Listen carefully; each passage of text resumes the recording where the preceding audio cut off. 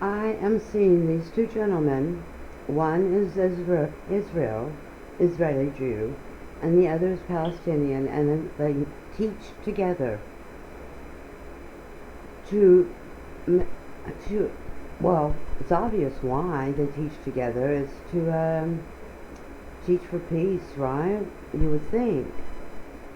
But this gentleman, this Palestinian gentleman, refuses to admit, it's on every channel right now, CNN, CBS, everywhere I look. The Palestinian man refuses to admit, I bet he's never brought it up in the classroom, they've been working together for 6 months, that Hamas willingly and knowingly sacrificed the entire Jewish, Jewish too, the entire Palestinian population as a whole when they attacked Israel.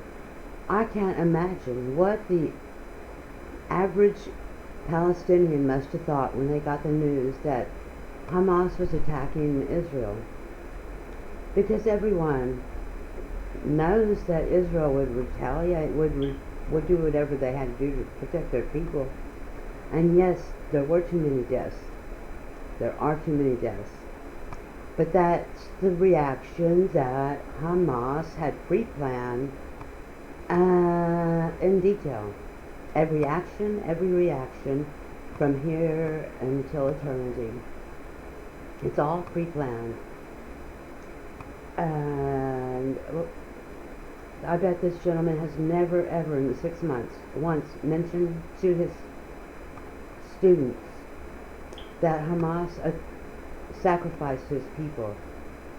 He's Palestinian, and I bet he's never one time, not even once, brought up the fact that Hamas sacrificed the Palestinian people and the Israeli people, basically, because now they're like guinea pigs in a cage fight arena for everyone to make bids on that stupid frequency that was given to Iran right after a successful attack on as a gift, along with 10 billion extra dollars for an attack well done.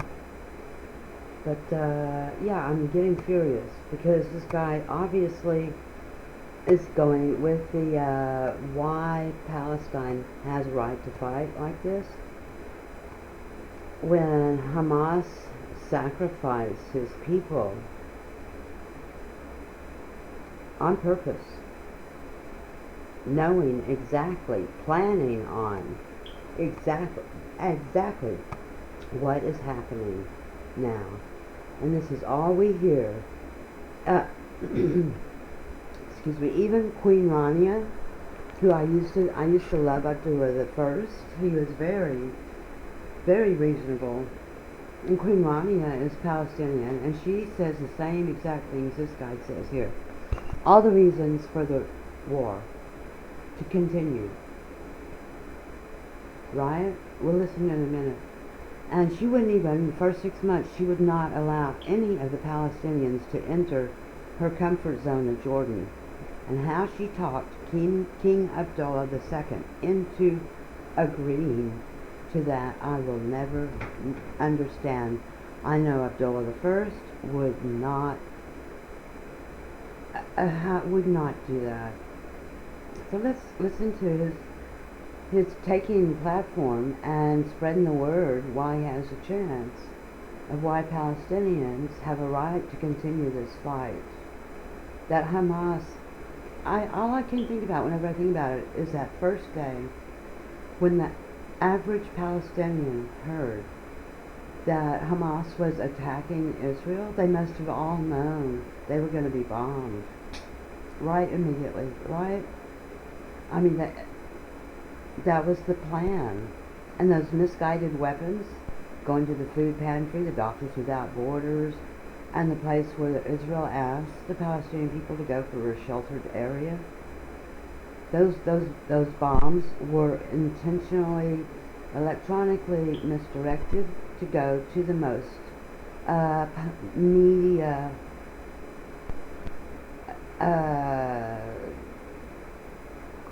biased things, whatever, I don't know. I'm going to shut up and talk. But watch this. This is on every channel right now. And they work together. One's Jewish and one's Palestinian. They've been working together for 6 months. And the Palestinian, I just bet you anything, has never once said, Hamas sacrificed my people, knowing exactly, planning in detail exactly every action and reaction that the Jewish people could have.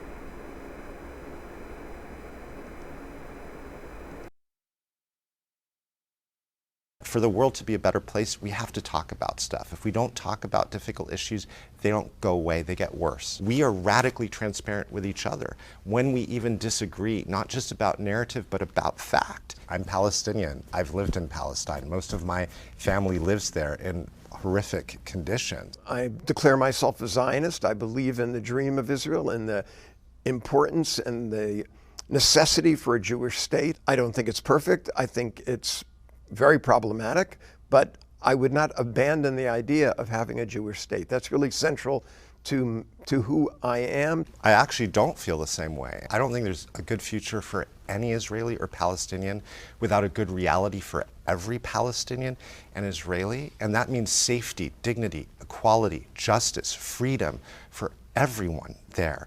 And Zionism has come to mean more than just Jewish liberation or Jewish self-determination, in my view, things that I totally support, but it means now indefinite Jewish control over millions of Palestinian lives, and I believe that's wrong.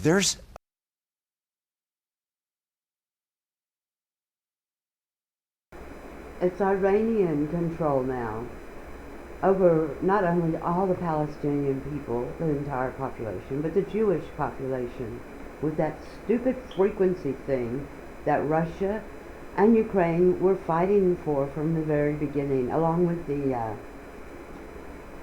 46 biolabs owned by who, and Ukraine and USA and a few other countries. And you combine the Zaporizhia, who would name a nuclear facility ZAP? Anything, right? I'm not going to go and look up the word for you. You can Google it yourself. And now the entire Middle East, Iran has that frequency, and they can use it not only on close-up, it can't be traced, it bounces around too fast and changes frequencies too fast. This is from the Duga radar, original Duga radar technology. And it can be traced, but mixed with viruses and stuff like that, which I believe that the COVID-19 was sent from a Ukrainian lab, that particular variant, and released in China on purpose. And there are real issues. Justice is bullshit whenever anybody says it now, right? Justice is bullshit.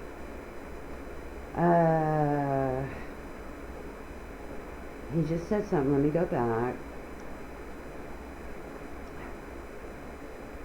I got way off track there, but I can guarantee you, in the 6 months they've been working together, the man has never said that Hamas sacrificed his entire population. You can tell from this whole conversation. And Queen Rani is finally letting some Palestinians in, right? Finally, Iraq was the only country after just a couple, 2 or 3 months ago, started, poor as they are, letting refugees in. Every country blocked every possible exit. As soon as they found out that Israel was going to be bombing the north or the south or whatever, they blocked. They would double up the border so that no one could escape the cage fighting arena for the world to make their bids on the capacities and abilities of this frequency thing that Iran has now over the whole Middle East. And from what I understand, it was just given to somewhere in Africa, and I believe that it's been given to certain Asian countries. Everybody in the world. NATO was after COVID, and Russia and Ukraine started fighting, which I always thought at first, in my innocence and stupidity, that Ukraine meant UKRAIN, right? That was stupid, wasn't it? So NATO starts giving, and all of Europe starts giving Ukraine billions of dollars every year for their version, their Volkswagen versions of that weapon. And now it's been quantum computed into a terror machine, right? And this guy will never ever admit that Hamas sacrificed the entire region, actually. Let him speak. A real justice issue, and we have to address that. But wait, that is not what Zionism means. Zionism does not mean the continued domination of one people over another. I mean, that's not my Zionism. I believe in equality. I believe everyone should have the right to self-determination. I believe there should be a Palestinian state. So my Zionism doesn't preclude someone else's liberation. You define Zionism as something oppressive. I define Zionism as an aspiration for a Jewish homeland when there is no other place for Jews to go in the world. Theoretically, philosophically, obviously this is something I support. Jewish liberation and Palestinian liberation, I believe, are intertwined. But what it has meant in practice is that 3/4 of Palestinians were kicked off of their land and never allowed to come back to what became a Jewish state.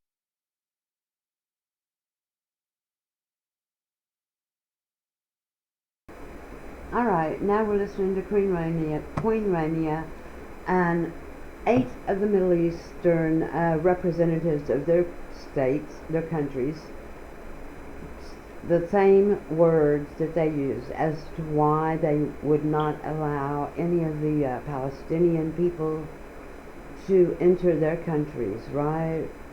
And why the war must go on. And now they are all under the same frequency. Right, this is like giving back everything that white people have to what the slaves over 200 years ago, right, or 100 years ago. We have to move forward. We can't constantly bring up 100-year-old reasons for wars. That's just stupid. I don't even know if I want to keep recording. Hamas sacrificed the region, the people, the populations, both Israeli and Hamas, knowing what each reaction of every part of every community on both sides, how they would react. How the militaries would react, the governments would react, how the people as individuals and groups would react, and they have it all planned in every detail all around the world. All around the world. And it's got to happen maybe to stop the elections from happening any further all around the world. So, and communications all around the world.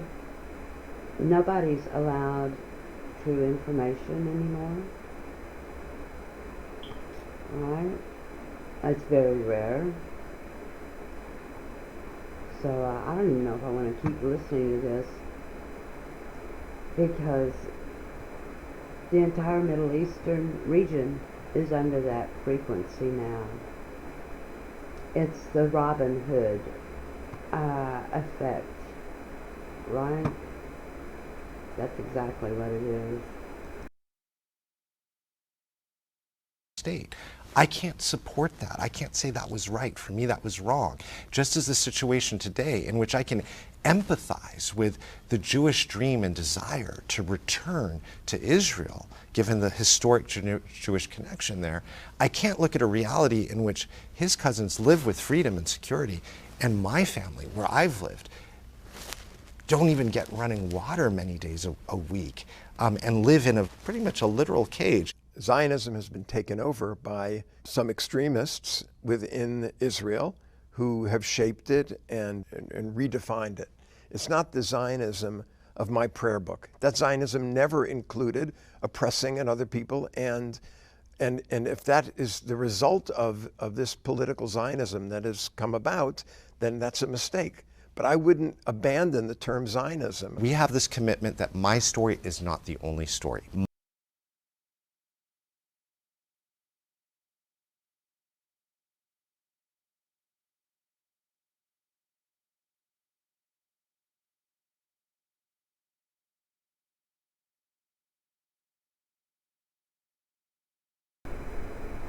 I had something very important I was going to say, relevant.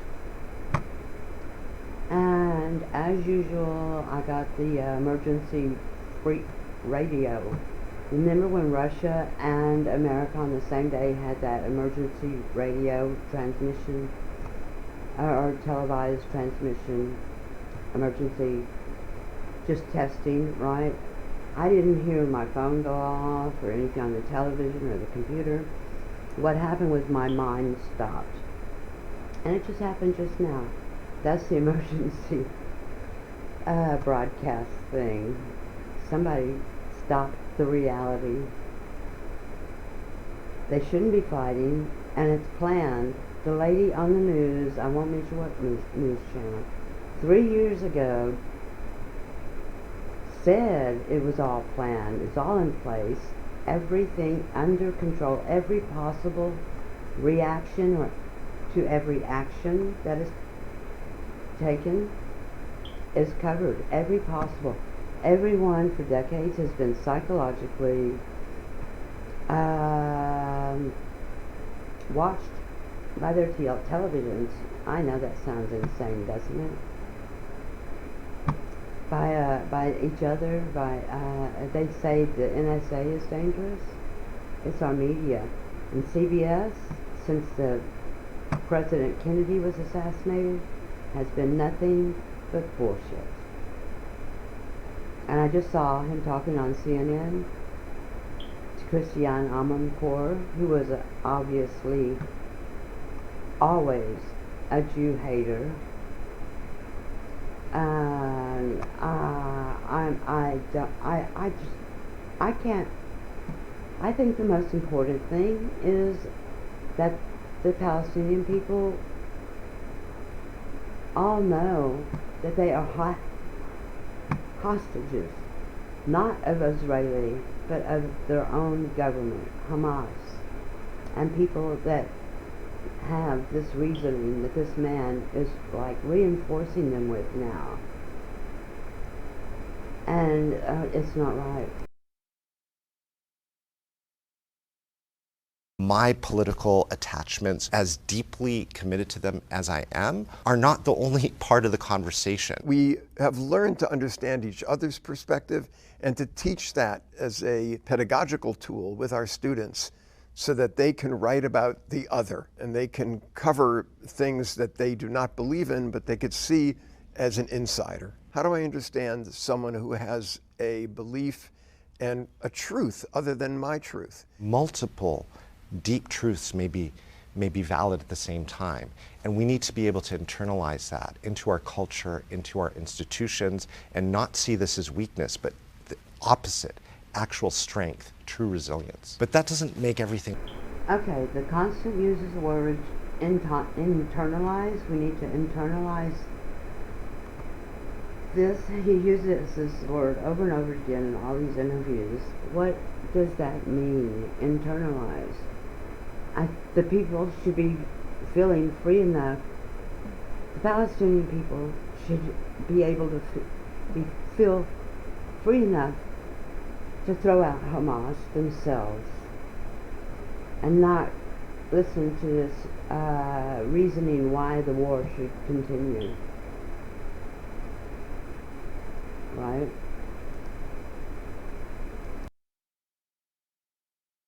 I mean, one injustice cancels out another injustice. So when we take the students to Israel Palestine, it's not just this theoretical thing about your narrative and my narrative, which is important. Our truth is our lived reality, but it's rooted in a shared set of facts. So getting people into spaces of discomfort, of conflict, so they have to wrestle with an experience from different vantage points, really allows for students from very diverse backgrounds, even opposed backgrounds, to have the kinds of tough conversations they need to have. We were in the holy city of Bethlehem, and Greg was telling the group that he has 100 cousins in the suburbs of Bethlehem. And for the first time it struck me, and I've been working with him for years, and I said, wow, I have 100 cousins over there on the other side of this valley. I have 100 cousins in the settlements. And I care about my cousins, and I want them to be safe, and I worry about them. But when I heard he has 100 cousins, I thought, wow, he must feel the same way about them as I feel about mine. So I think I have a truth, but he has a truth. And when I begin to examine the conditions of his cousins and my cousins, the rights they have, the claims they have, some questions come up in my mind. I'm not saying they're all equal. When I start to see the other and what they face and their lives, it sort of rounds me out and rounds out the story for me. People have strong opinions, but there's also a lot of complexity in the world. And if you look at it from another perspective, you're going to see something that will enrich you and enrich your worldview. So often we need to be heard. It's not about agreement. And so much of the friction in our society comes from this inability to actually deeply hear another person's story and see their reality. And I think that's what we model for our students, that they know we disagree, but that we are friends, that we feel each other's pain. What I come to when I talk about empathy is not, oh,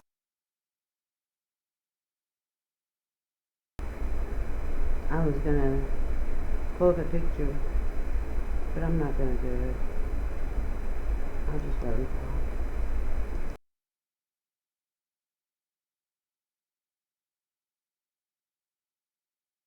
oh, let's just sing Kumbaya and sit here together. It's exactly the opposite. It's like, there's a complex situation. His cousins do not have long-term security and freedom, even if they have a position of power right now. And my cousins are suffering an unacceptable horror. We need to work towards a reality in which all of them ultimately know safety, dignity, freedom, whatever one state, two state. And we cannot get there if we just stay siloed and we don't try to understand the broader dynamic, the broader narratives, alongside the actual facts on the ground.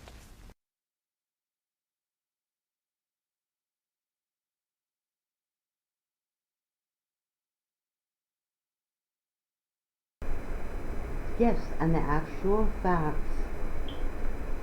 are someone has got to get the Palestinian people to rebel against Hamas, which is an impossibility. Because Hamas did sacrifice the entire population and the Israeli population, knowing what was going to happen, and the ending is already pre-planned, right?